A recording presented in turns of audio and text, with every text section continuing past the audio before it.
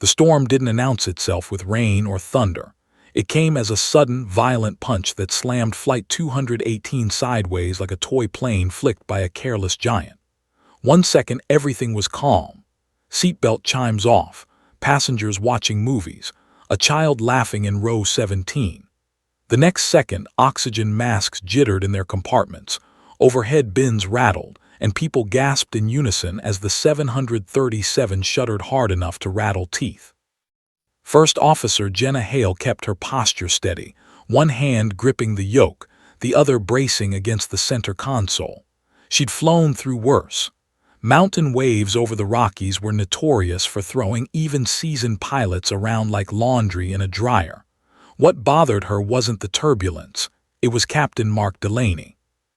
He wasn't responding. His hand hovered over the throttle levers, suspended unnaturally as though frozen mid-motion. Jenna glanced sideways. His face, usually red-cheeked and full of easy confidence, had turned ghost pale.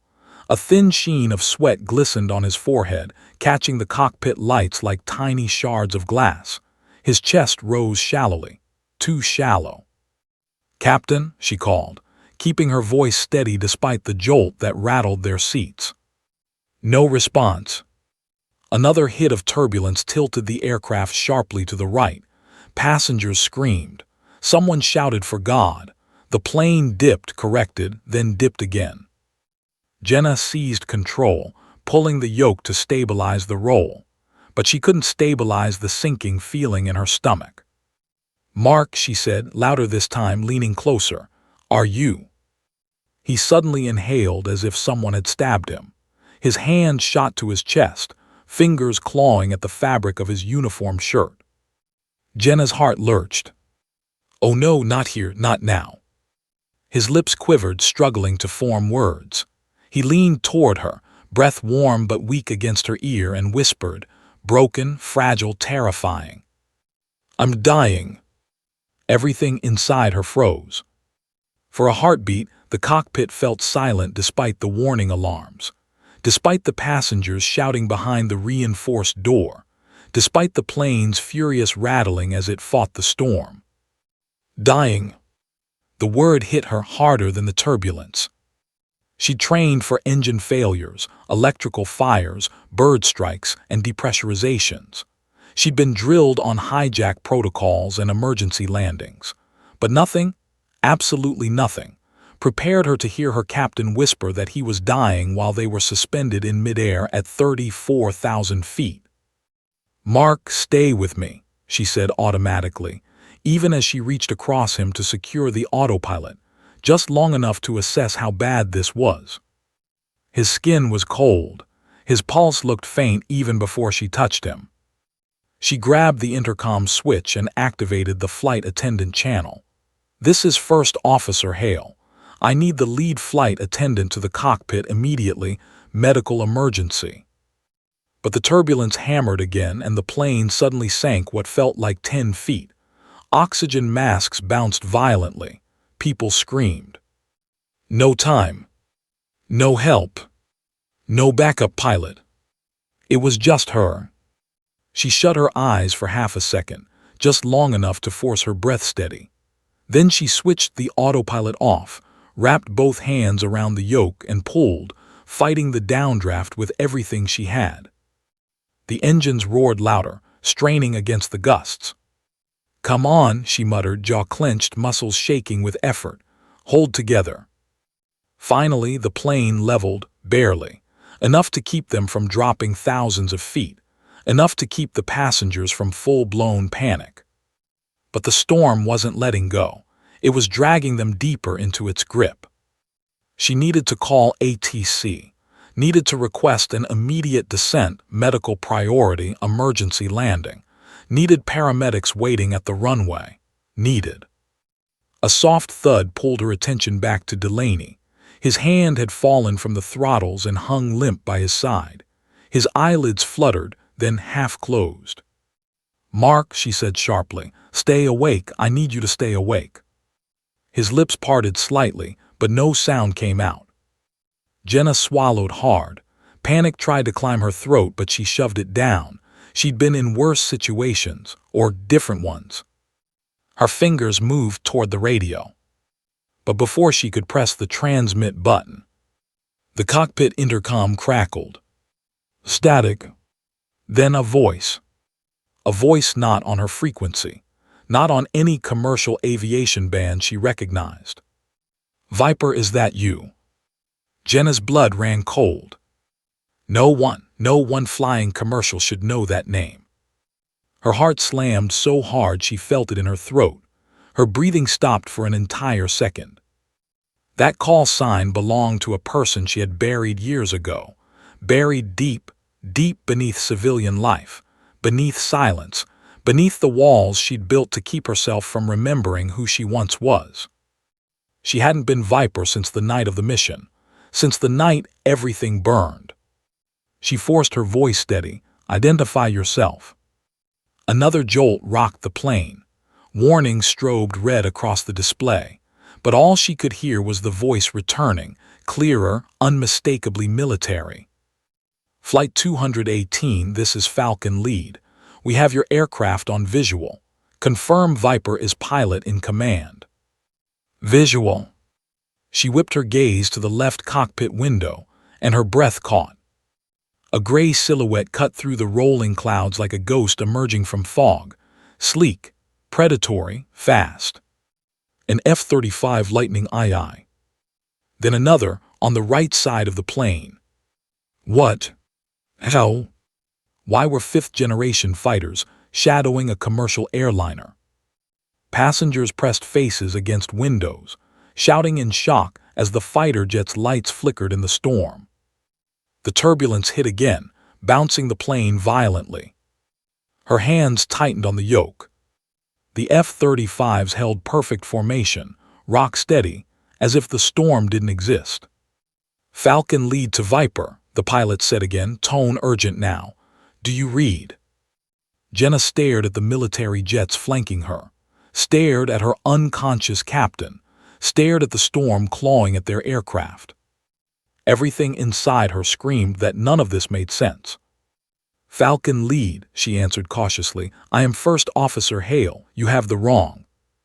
No, we don't, the pilot interrupted. We tracked the identifier, your Viper. Her throat tightened. Her pulse hammered. The storm hit a brutal downdraft that made the aircraft drop. Passengers shrieked. The cockpit lights flickered. Jenna yanked the plane back up with a force that strained every muscle in her arms. Then, barely audible over the alarms, the F-35 pilot added words that made her blood turn to ice. Viper, you are not supposed to be here. Jenna's heart lurched, because deep down she knew he was right. The storm outside could have ripped the wings off. The captain could have collapsed completely. The passengers could be on the edge of panic. But the thing that terrified her most was that someone out there still knew her call sign. Someone who should not. And someone who clearly wasn't finished with her. The fighter pilot spoke again, voice taut with urgency. Viper, respond immediately. We need to know if you're in control of your aircraft. Jenna opened her mouth.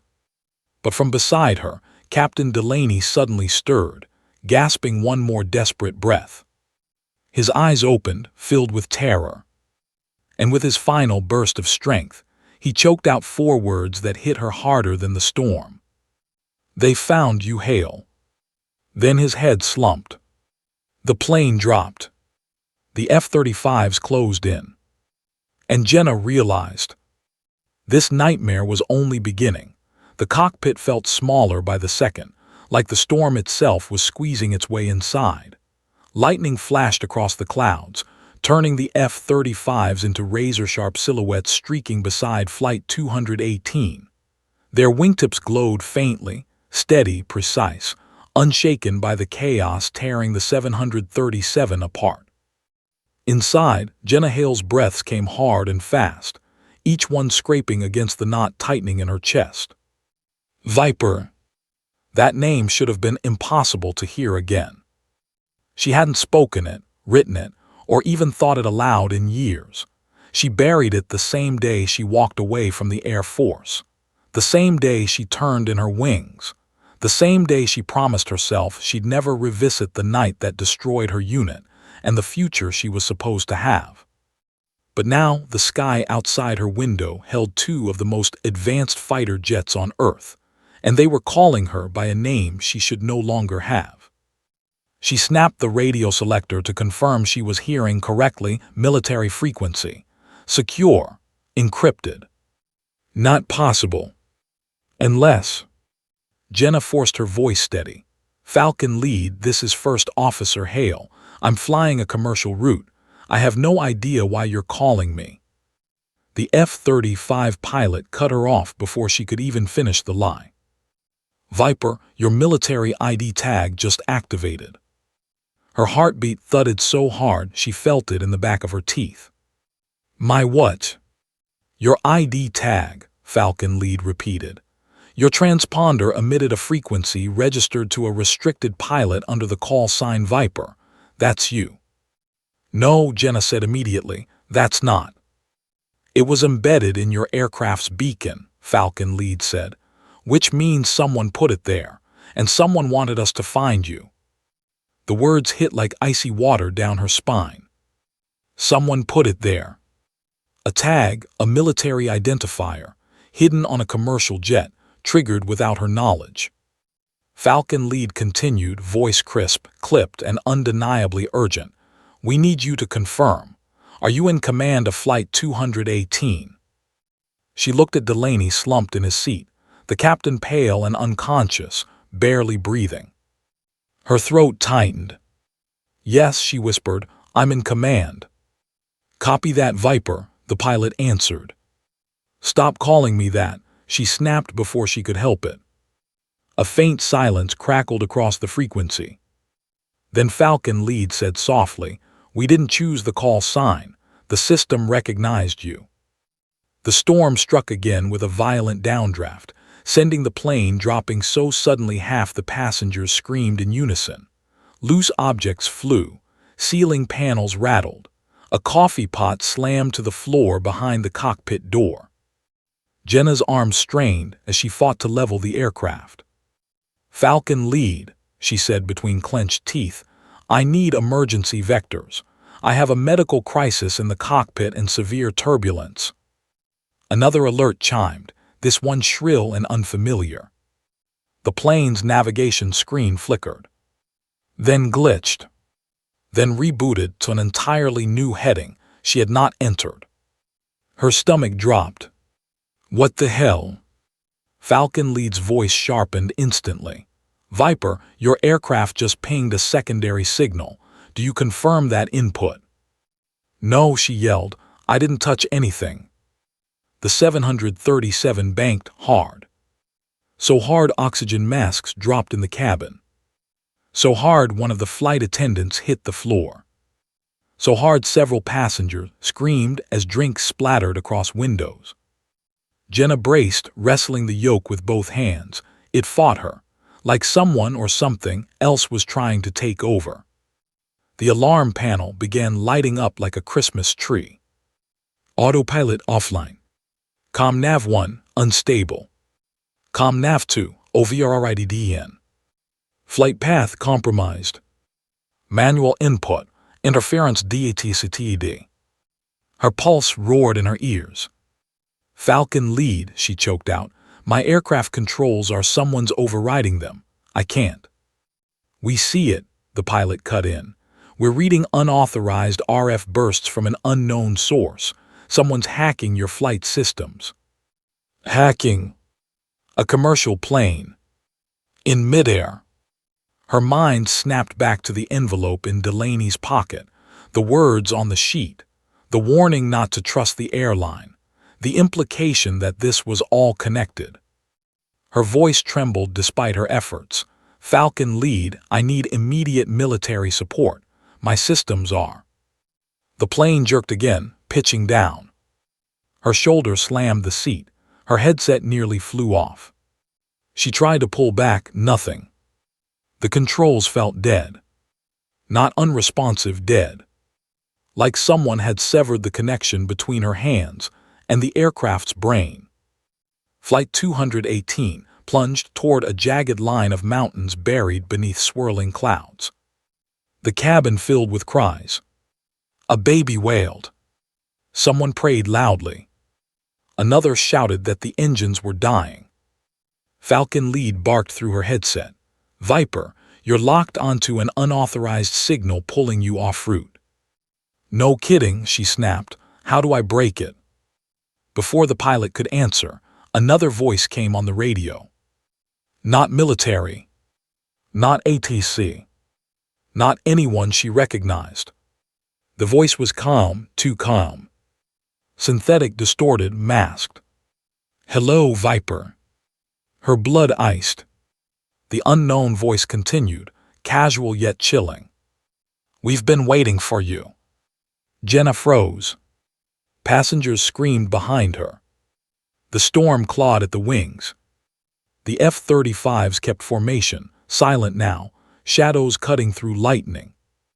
"What do you want?" she demanded. "You," the voice said simply. "You should never have left. You belong to us." "I don't belong to anyone," she shot back. A low chuckle hummed across the channel. It didn't sound human. "Oh, Viper, you always do." Falcon Lead cut in sharply. "Unidentified transmitter, break transmission, or face military engagement." The unknown voice ignored him. "Our systems are inside your ship now," it said. "Your captain tried to resist. He failed. You cannot." Jenna's jaw clenched. "Did you do this to him?" "We needed to slow him down," the voice said. "We needed you alone." Her heart thundered so violently, she felt her entire chest trembling. Then the voice added, chilling, "All missions eventually call their pilots home, even the ones that escaped." She wanted to yell, wanted to rip the radio out of its socket. But she forced steel into her tone. "Why now? Why this plane?" "Because you ran, Viper," the voice replied, "and we allowed it until today." The navigation display shifted again. A new heading flashed on-screen. A heading pointing toward restricted airspace. A dead zone for civilian aircraft. A place she knew too well. The mountains grew closer. Jenna fought the unresponsive controls like an animal fighting a trap. "Falcon Lead," she shouted. "They're forcing us toward." "We know," Falcon Lead said grimly. "We're matching your descent. We're not leaving your side." "I need manual authority back," she yelled. "We're working on locating the signal source," the F-35 pilot said. "But Viper." "What?" "You need to prepare for the possibility that this isn't a hack." Her pulse slammed. "What does that mean?" Falcon Lead hesitated, then said the words she feared most. "It means whoever controlling your aircraft is on the inside." Jenna's blood ran cold. "The airline," she whispered. "Someone inside Flight 218. Lightning carved the clouds, illuminating both F-35s. Falcon Lead's voice lowered. "We're not ruling anything out, but the moment that ID tag broadcasted your call sign, this became personal." "Personal?" "Against her. Against Viper." The unknown voice returned one last time, dripping with finality. "Brace yourself, we're almost home." The transmission cut. The storm roared. The nose dipped farther toward the mountains. And for the first time since she left the Air Force, Jenna Hale felt truly hunted. The mountains below sharpened through the cloud cover, dark, jagged silhouettes rising like teeth eager to swallow Flight 218 whole. The storm writhed around them, lightning flashing like camera shutters, capturing every moment of terror in stark white light. Jenna Hale gripped the yoke with trembling fingers, willing it to respond. Just once, just enough, just anything. But the controls stayed dead. The plane was in someone else's hands. Someone who wanted her alive. But not necessarily the 176 souls sitting behind her. Her breath came hard and fast, as she fought the panic clawing up her spine. Falcon Lead's voice cut through the chaos like steel. "Viper, we're beginning counterinterference protocols. Hold tight." "I don't have time to hold tight," Jenna snapped. "My nose is pointed at a mountain." "We see it," Falcon Lead said. "We're on your flank." The F-35s shifted formation, sliding closer, so close she could see the pilot's helmet silhouetted behind the tinted canopy. They moved with predatory precision, slicing through the storm like sharks circling a wounded whale. Jenna's heart hammered. "Focus." She forced her gaze to the instruments. Altimeter dropping fast, vertical speed pegged downward, wind shear warnings lighting up like Christmas. Behind her, the cabin erupted into chaos. She heard muffled shouts, crying, the sharp clatter of something smashing against the galley floor. And then, a pounding on the cockpit door. 3 sharp, desperate hits. "First Officer Hale," a voice shouted. "It's Marissa, open the door." Marissa, the lead flight attendant. Jenna reached for the switch, but froze. The unknown hacker. The embedded ID tag. The insider threat Falcon Lead warned about. What if it was Marissa? What if someone back there was part of this? The pounding grew louder. "Hale, please, the captain, someone needs to get him out." Jenna hesitated for a breath, then reached and unlocked only the secondary latch, just enough to crack the reinforced door and allow a sliver of visibility. Marissa's terrified eyes stared back, wide and glossy with panic. "Jenna," she whispered, "people are screaming. The plane, something's wrong with the plane." Jenna nodded once, forcing calm.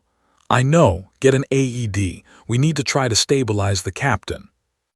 Marissa's gaze dipped to Delaney's motionless body slumped beside Jenna. "Oh my God," she breathed, "is he?" "Go," Jenna barked, "now." Marissa spun and ran. Jenna slammed the door shut and locked it fully. Her pulse pounded in every limb. "Focus. Focus. Focus." She needed altitude, she needed control, she needed. The unknown voice returned. "Smooth. Calm. Inhuman." "Viper," it said, "you're resisting." Jenna's breath hitched. "No," she hissed, "I'm surviving." "Not for long." The navigation screen flickered again. A new heading appeared. "Target zone acquired." Her stomach flipped. "Falcon Lead," she shouted.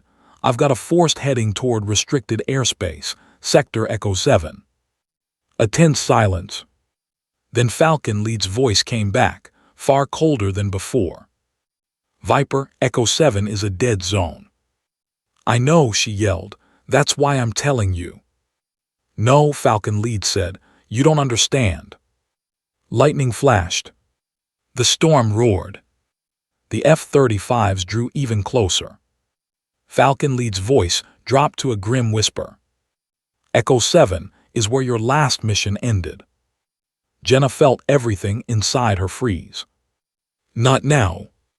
Not here. Not that memory. But the past slammed into her anyway, uninvited, unwelcome, unavoidable. The desert. The burning compound. The scramble call at 300.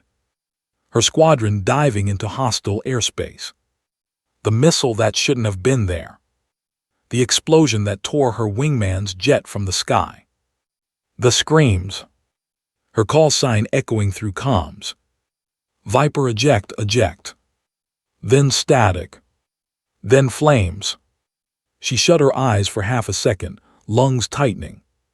No. That mission was buried. Buried with her unit. Buried with her career. But someone remembered. Someone tracked her.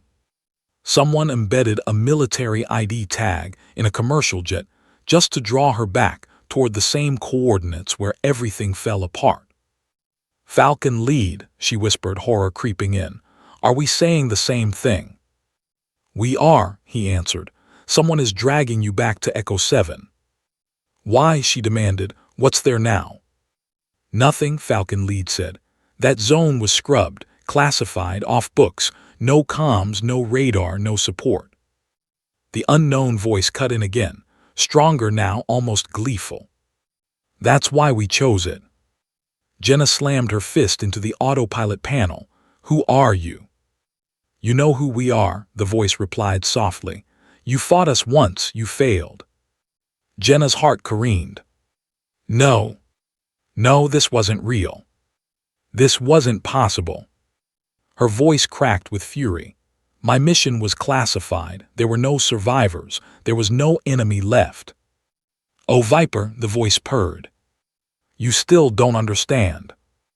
The plane's altitude dropped another 1,500 feet.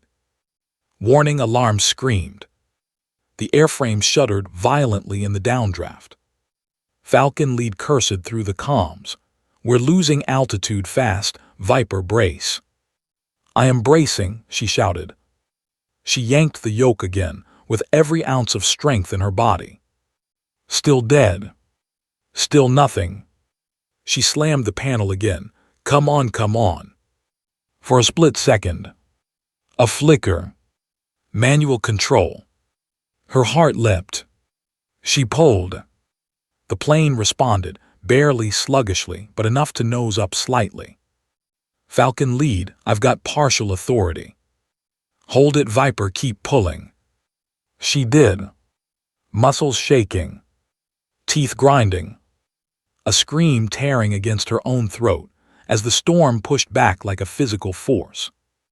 The altimeter slowed. Stopped. Leveled. Passengers behind her cheered. Some cried. Some gasped in relief. But Jenna didn't cheer. Because the unknown voice was whispering again. So soft she almost missed it. We let you pull up, it said. We want you conscious when you arrive. Her blood iced. Arrive where? Our meeting place, the voice replied. The place you abandoned, the place you survived while others burned. She felt physically sick. The plane jerked again, snagged by another unseen override. Falcon Lead shouted, Viper, they're redirecting your flight path again. I see it. The heading locked into Echo 7. The altitude locked to 8,000 feet. The autopilot switched on by itself. No, stop. She reached to kill it. The switch snapped back on. Sparks flickered. The smell of burning plastic hit the cockpit. The system was fighting her. Harder. Smarter. Stronger. Falcon Lead's voice turned deadly serious. Viper, listen carefully. We cannot follow you into Echo 7. It's outside our operational range. You're LEAVING me, she shouted. We don't have authority to cross that border. You'll trigger a military response from. He stopped himself. Jenna's voice trembled. From who? Falcon Lead hesitated. Then said the words that made her entire body go numb. From a facility that hasn't existed on any map for 12 years. Jenna gasped, You mean? Yes, Falcon Lead said. The place your mission struck, the one that was supposed to be destroyed. Her heartbeat raced so violently she almost couldn't breathe. The unknown voice chimed back in, smooth as oil. It was never destroyed, Viper.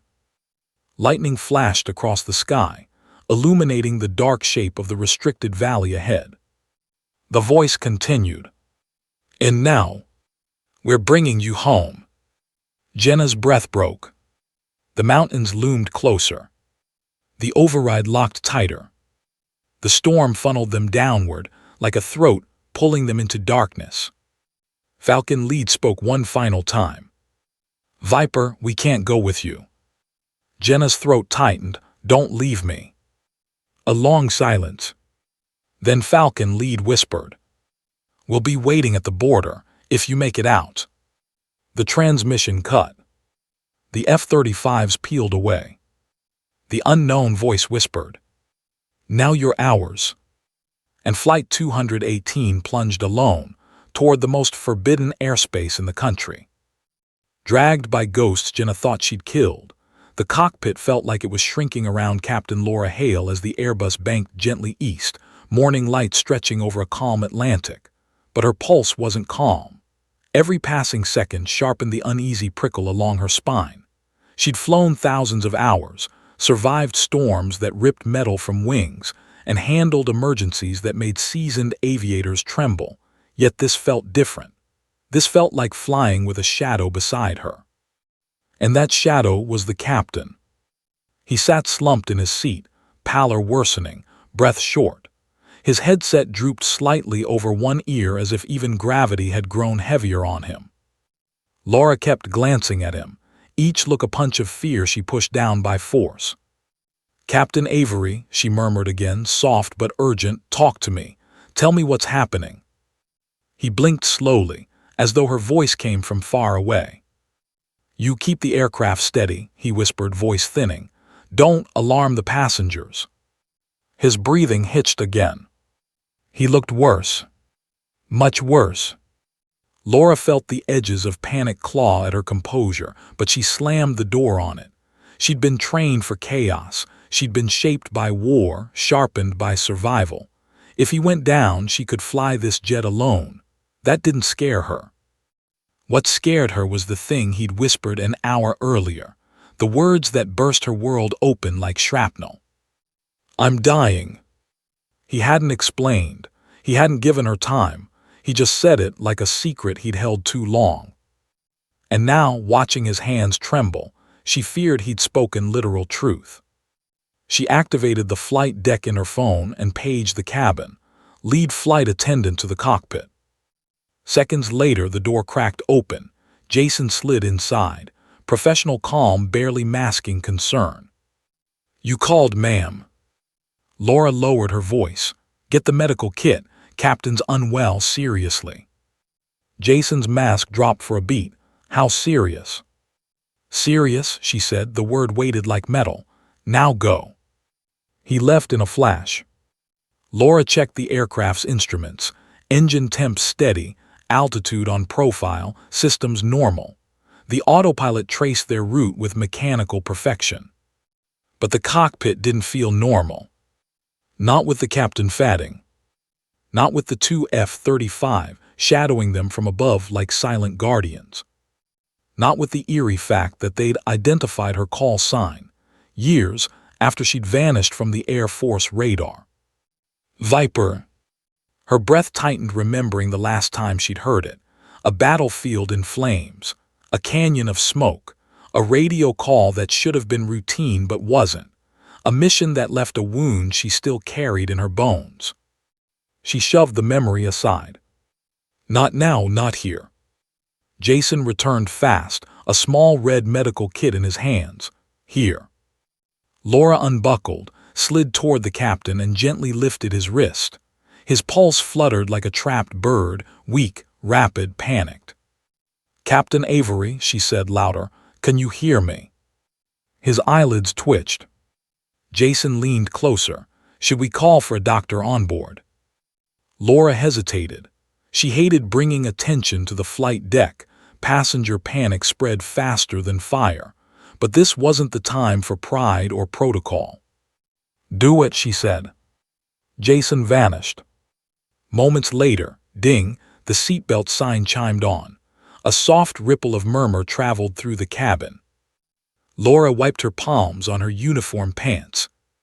Then, a low rumble vibrated the cockpit, not aircraft turbulence, not mechanical noise. Jet engines. Close. She looked up. An F-35 swept across the left side of the windshield, descending slightly into view. The sleek aircraft tilted its wing in a subtle acknowledgement, a gesture pilots used when radios stayed silent. Laura's heart thudded hard.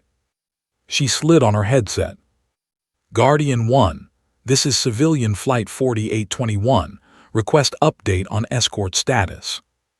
"Static." Then, "Viper." The radio voice sounded young, tense, almost reverent. "We're not escorting them, we're escorting you." Her throat closed. Jason re-entered the cockpit with a man in jeans and a hoodie. He says he's a cardiologist. Good, Laura said. Sir, take the captain's seat carefully. The doctor knelt beside Avery, immediately assessing him with calm precision. Laura returned her focus to the radio. Guardian 1, clarify, she said, every muscle taut. Why would you escort me? You were marked KIA in 2017, Guardian 1 replied. Last recorded signal from your aircraft ended over Nevada. Nobody was told you survived. Her stomach flipped. Not possible, she said. I filed every form, every debrief. Viper, the pilot said, your file was sealed so tightly no one in my generation could access it. When ATC flagged your name on this commercial flight, it triggered a dormant alert in the DoD network. That's why we're here. Sudden heat flushed through her. An unearthed truth, something buried deep, now clawing its way back into the light. She almost didn't notice the cardiologist calling out. He's going into atrial fibrillation. Laura spun. What? The cardiologist pressed 2 fingers into the captain's neck, eyes sharp. His heart is misfiring, irregular, dangerous. We need to stabilize him immediately or... He didn't finish. He didn't have to. Laura grabbed the control yoke instinctively, even though autopilot held steady. The captain's breaths were shallow now, each inhale sounding like a struggle. Her mind split into 2 worlds, the pilot and the survivor. Pilot Laura. We need to declare a medical emergency. We need priority landing now. Survivor Laura. Why did the DoD still have her call sign active? Why did an alert trigger? Why had she been tagged as dead? Who sealed her file, and what were they afraid she might reveal? The weight of her past pressed against the moment like 2 storms colliding. She keyed her mic. ATC, Flight 4821 declares a medical emergency. Captain incapacitated. Request immediate vectors for nearest suitable airport. Static, then a voice responded fast. Roger, 4821. Cleared direct to Charlotte Douglas. Emergency services will be standing by. Jason's face turned pale. Is he going to make it? I'll do what I can, the cardiologist said. Sweat beaded at his temple.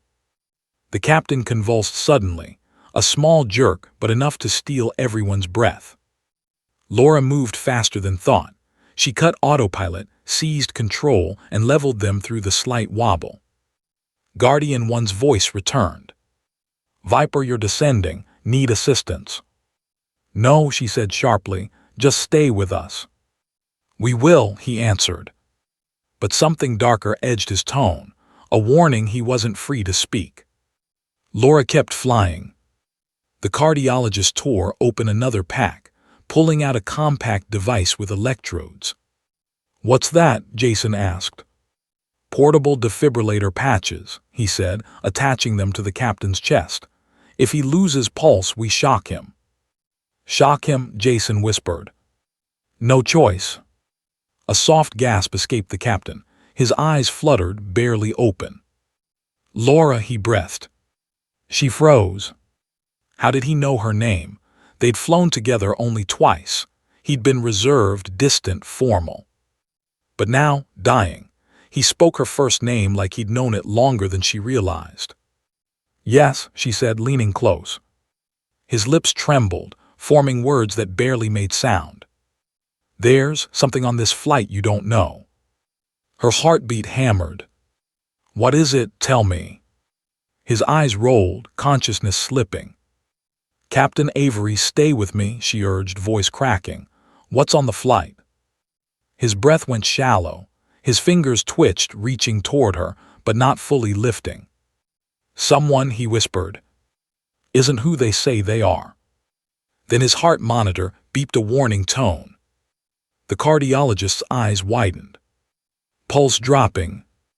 Laura gripped the controls harder. Shaking. Breath unsteady. Because something in the captain's words struck deeper than fear. the kind of warning that felt like a fuse being lit. Someone on board wasn't who they claimed to be. Someone connected to her sealed military file.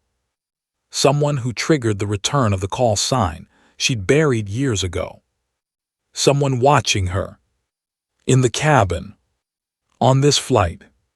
And as the cockpit alarms chimed, the cardiologist shouted, "He's going into cardiac arrest." Laura's world snapped into a single, terrifying moment.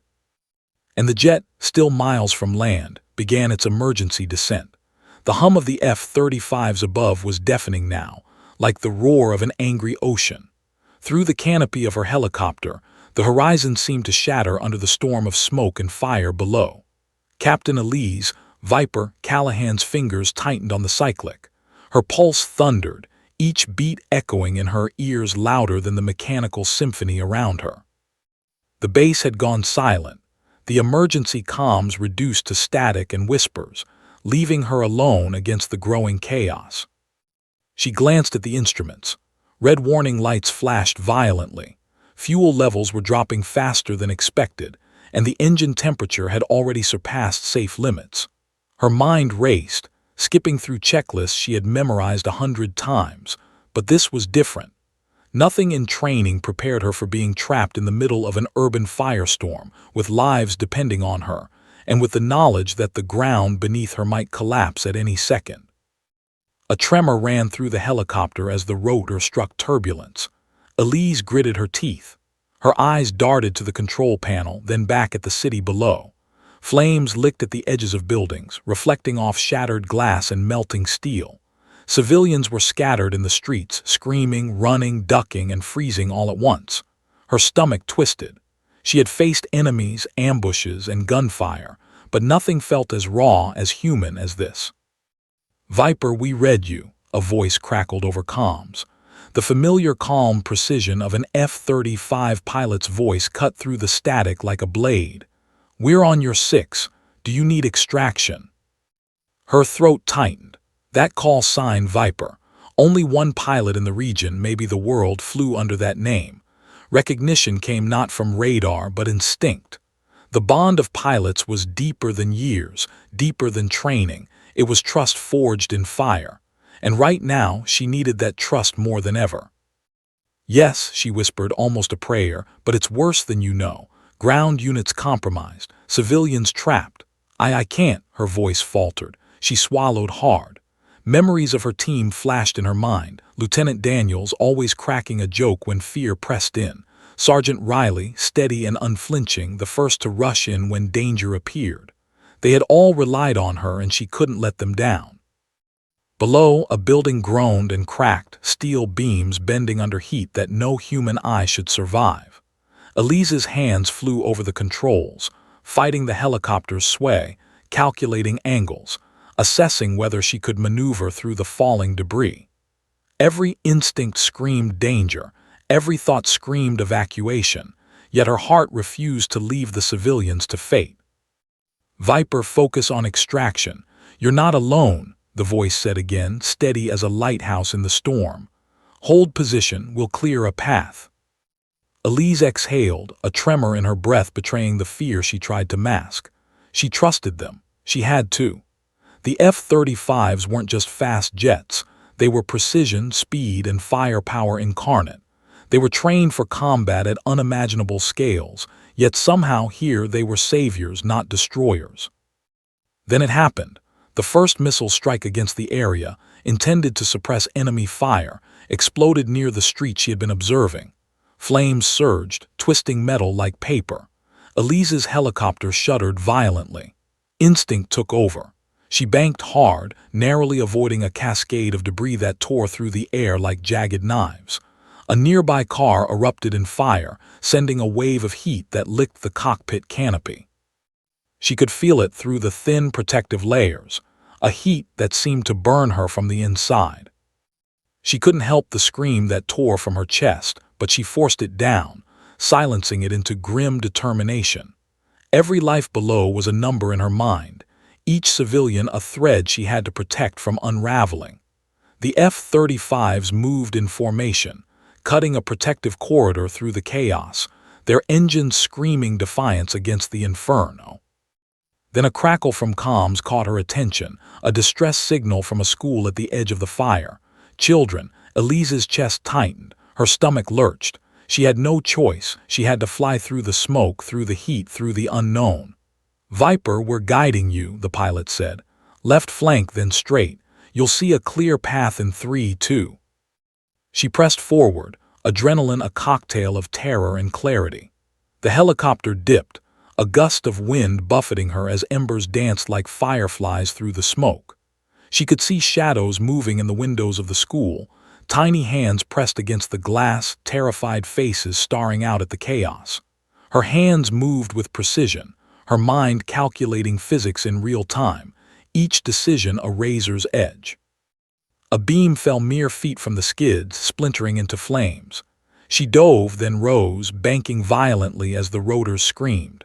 Sweat stung her eyes, her lips parched, her body screaming for release, but her mind was singular: protect, save, survive.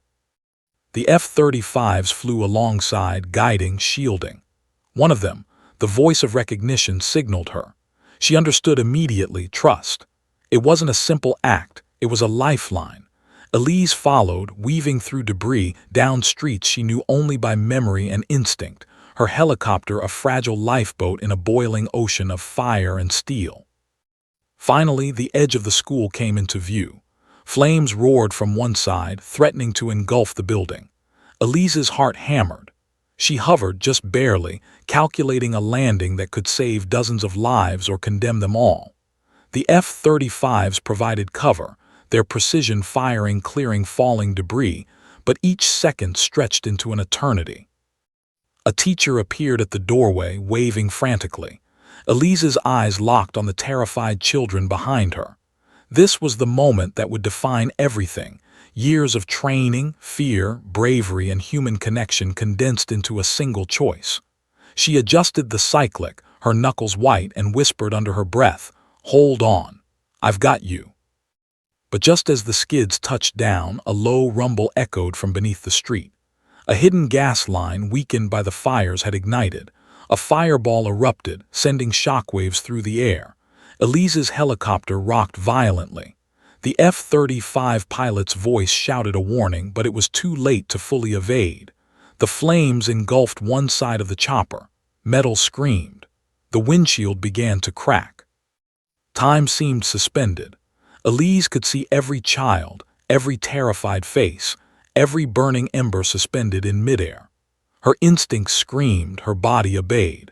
With one precise maneuver honed through countless hours of training, she lifted the helicopter at an impossible angle, clearing the school just as a wall of fire threatened to consume it. The children screamed, the teacher cried, and the flames roared. But the chopper emerged, battered, smoking, yet intact. Elise exhaled, heart pounding, sweat and tears mixing as adrenaline coursed through every nerve. The F-35 circled, providing cover, their engines a symphony of salvation. "Viper, you made it," the voice said, almost a whisper now, reverence cutting through the comms. "Hold tight, extraction inbound." Elise's vision blurred, the weight of every life saved, and every life still in danger pressing down on her. She realized in that heartbeat what the call sign meant, what the recognition carried. She wasn't just a pilot, she was Viper, and now the world knew it. Yet even as she rose above the inferno, the helicopter shaking from the heat and damage, a shadow passed over the rooftop. A new threat, silent, waiting, unseen. And for the first time since the fires began, Elise felt a shiver of fear she couldn't mask with adrenaline. Someone or something was watching. Her fingers tightened on the controls, heart hammering. The F-35s above were vigilant, engines roaring like metallic beasts, but below the city burned. And somewhere in the smoke, a presence lingered, hidden, calculating, ready to strike. Elise realized, with a chill, that saving the school had been only the beginning. The real danger was just awakening. And in the silence between the rotor beats, she whispered to herself, almost inaudibly, "Viper doesn't run. The city burned beneath her, but Elise Viper Callahan's eyes were locked on that rooftop. The glint of metal caught in the smoke, subtle, deliberate, wasn't debris. Someone was there, waiting, watching. A predator, patient, calculating. Her pulse surged, every nerve screaming alert. The F-35s above moved in tighter formation, circling like hawks, their engines cutting through the smoke with deadly precision. She knew their pilots trusted her instincts, just as she trusted theirs. Recognition and camaraderie had been forged through years of fire and combat. Yet, even with their support, Elise felt the weight of responsibility pressing like a leaden glove across her chest. Below, civilians had been saved, but danger still lingered. The shadows shifted again. Now she could make out the silhouette, a figure crouched, mechanical limbs glinting in the firelight. It wasn't human, or at least not entirely. Her stomach twisted. She had faced enemy combatants, ambushes, even drone strikes, but this was something new, something almost predatory. "Viper," came the voice in her headset, calm but urgent, visual on a hostile, unknown origin. "We're reading heat signatures inconsistent with human activity. Proceed with caution." Her fingers tightened on the controls. Her mind raced through every scenario she had trained for, every emergency drill she had memorized, but none accounted for this. The city was a cage of fire, civilians below, her helicopter stressed, and now a predator waiting above. The figure moved, deliberate, swift, calculated. It leaped down from the rooftop onto a narrow ledge. Elise's breath caught. The F-35s adjusted, providing overwatch. Missiles armed, sensors tracking every micro-movement. Yet she hesitated. There were civilians in the streets below. One wrong shot, one mistake, and innocent lives would be lost. "Viper, you have options, target or extraction," the voice prompted. She swallowed hard. Extraction was priority, but the presence above wasn't a random threat. Whoever, or whatever, this was, it was intelligent, strategic. She couldn't leave it unchecked, but neither could she sacrifice civilians in the process. Her heart pounded. Every second stretched into eternity. Then the figure moved again. Fast, too fast. A streak of metal darted across a burning street. Elise's mind tracked it instinctively, calculating angles, velocity, and possible trajectories. She banked the helicopter sharply, narrowly avoiding debris that had tumbled from the crumbling buildings above. Flames licked at the rotors. Sparks rained like fireflies. The heat was suffocating, the smoke burning her lungs through the thin cockpit filters. Below, a family stumbled out of a collapsed building. Children clung to their parents, faces streaked with soot and tears. Elise's heart clenched. She knew they wouldn't survive if she engaged recklessly. The predator above was patient, but she didn't have the luxury of time. "Viper," the F-35 pilot said, voice tense now, "we can cover. You need to move to extraction or we neutralize target." She made a split-second decision. She'd extract the civilians first. Survival first. She descended into a narrow alley, skimming just above rubble, her helicopter a fragile bird in a storm of fire and metal. Civilians scrambled, eyes wide, hope flickering as her skids hovered above the uneven ground. Her hands moved with mechanical precision.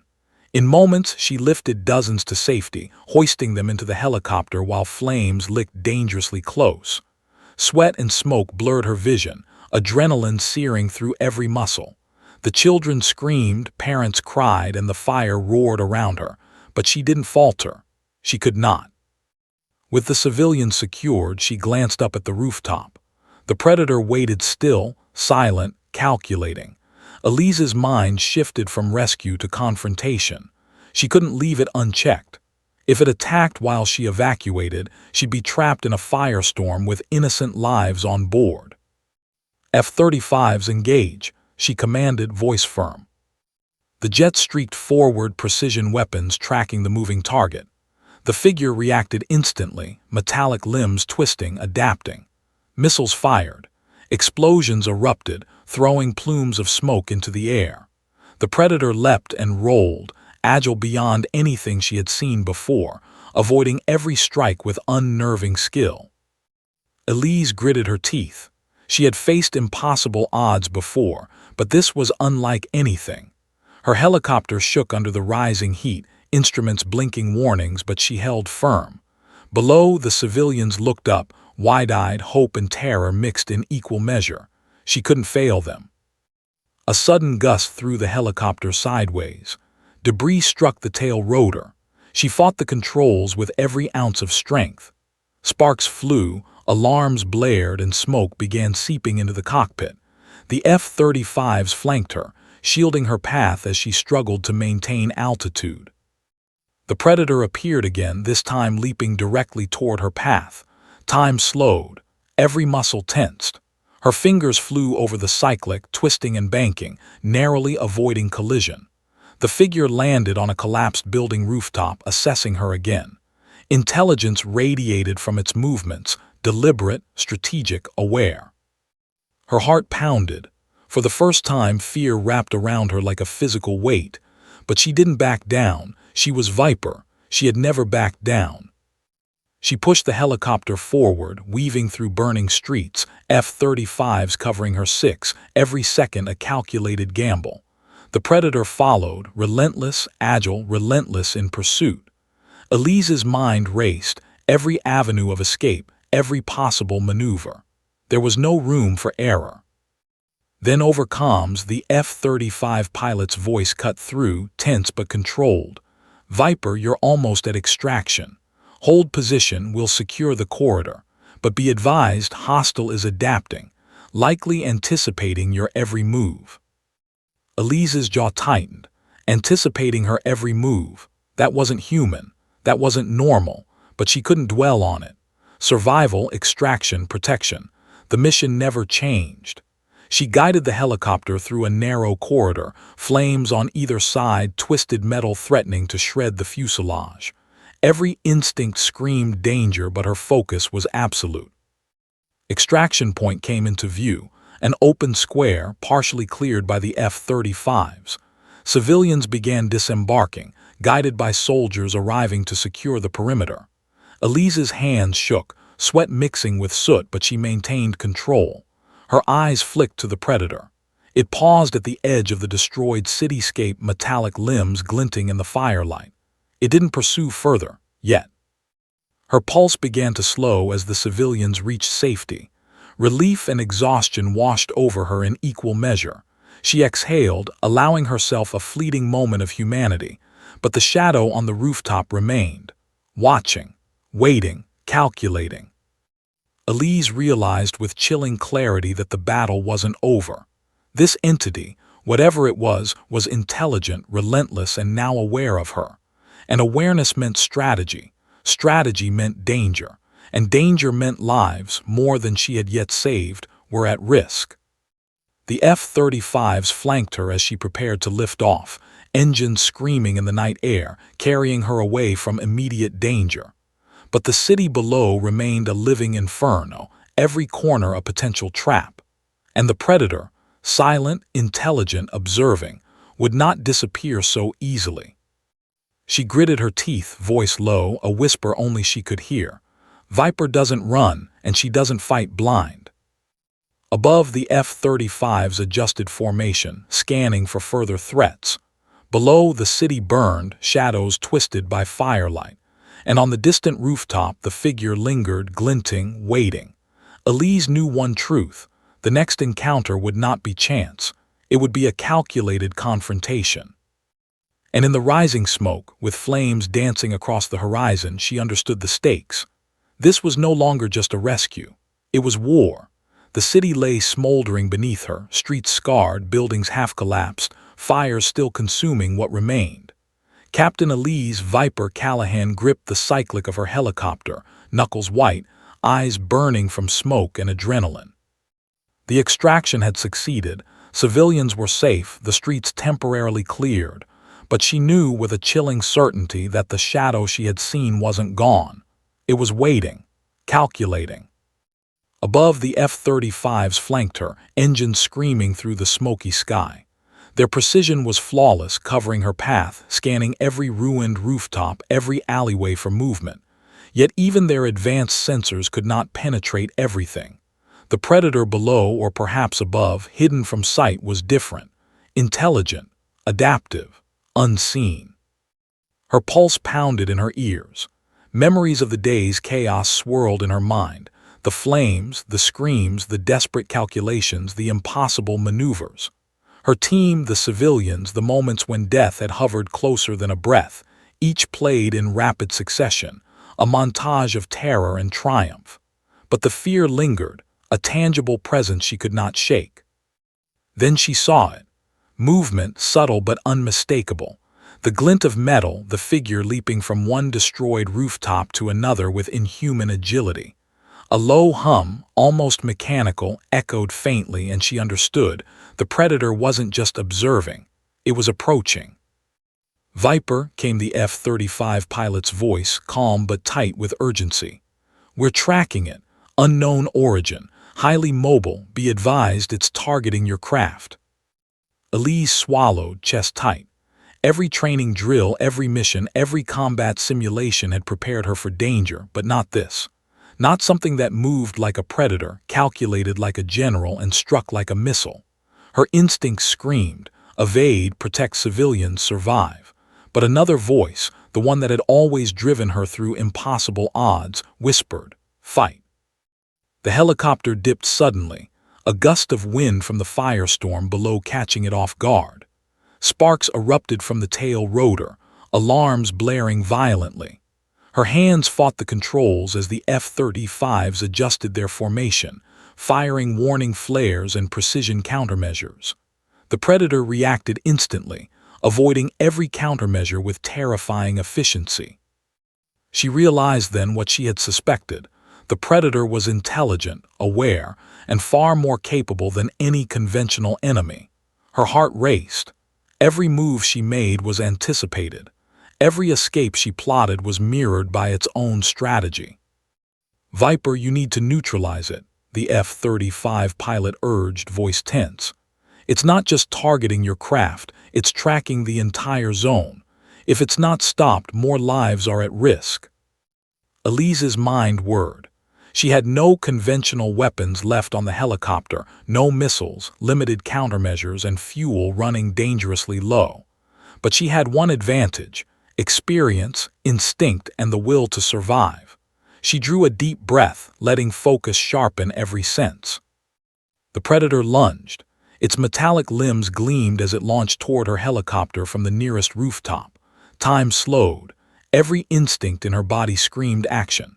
She twisted the cyclic sharply, the helicopter banking, narrowly avoiding impact. Sparks flew as the predator's claws scraped the fuselage.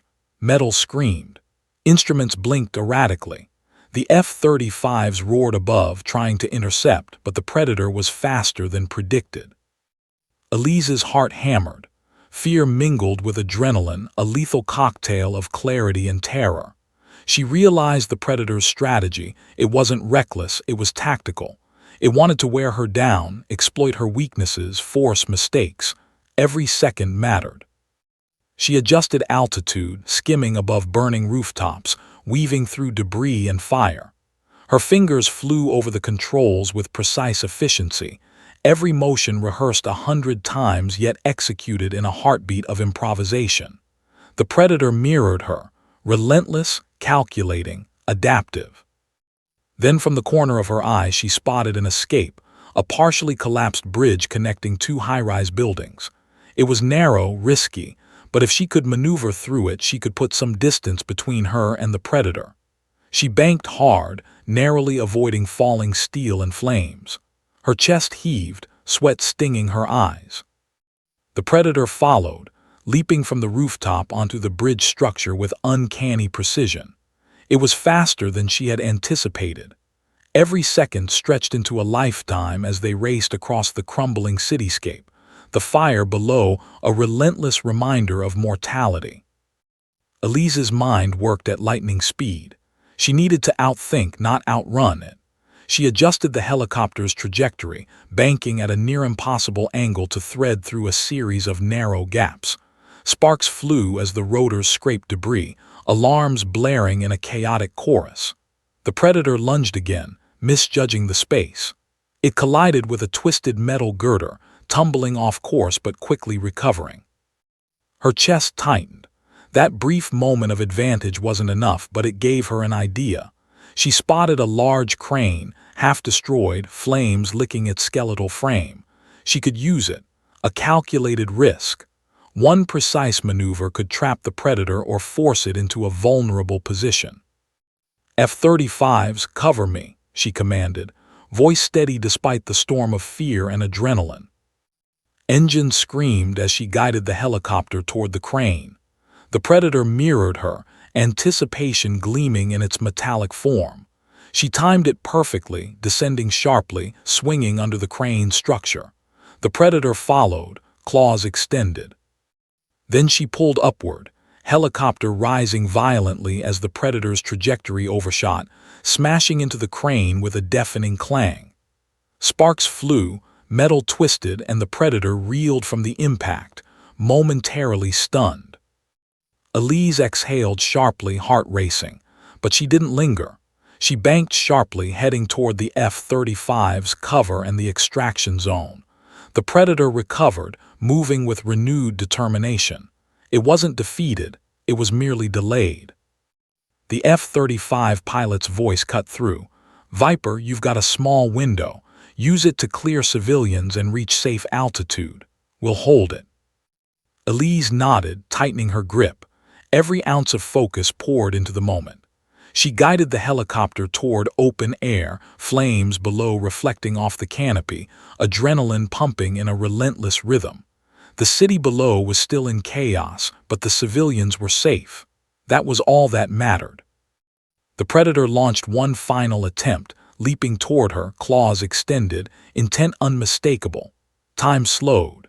She twisted the helicopter violently, narrowly avoiding impact. Sparks flew, metal screeched, and the rotor shuddered under the strain. But the predator couldn't match the helicopter's sudden maneuver. It overshot, crashing into the remains of a building with a deafening explosion. Silence, momentary and tense, fell over the battlefield. Elise hovered, chest heaving, eyes scanning. The predator lay still, or at least appeared so. The F-35 circled, weapons ready, but no movement came. She had survived. She had won for now. Relief washed over her, but it was tempered by exhaustion and lingering fear. She exhaled deeply, voice trembling as she spoke into the headset. "Viper, mission complete. Civilians safe. Returning to base." The F-35 pilot's voice softened, almost in awe. "You did it, Viper. You've saved lives today more than anyone could count. You're extraordinary." Elise allowed herself a brief, weary smile, her heart still hammering from the adrenaline. She scanned the city one last time, noting the devastation, the fires, the shadows of life continuing amid ruin. She had faced death, chaos, and an unknown predator, and emerged victorious.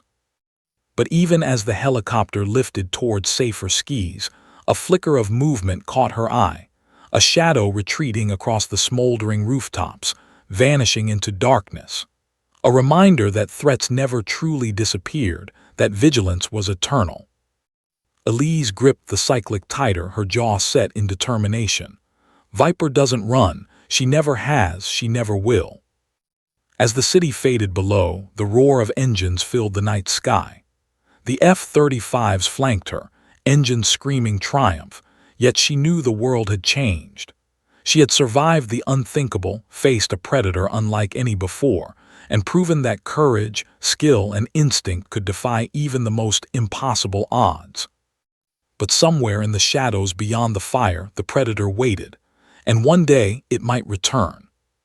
For now, though, Captain Elise Viper Callahan allowed herself one rare moment of peace, a fleeting smile, a deep breath, and the knowledge that she had truly earned her call sign. The night sky stretched before her, full of stars and possibility, and as she and the F-35 sped toward the horizon, the world seemed a little safer, at least for now.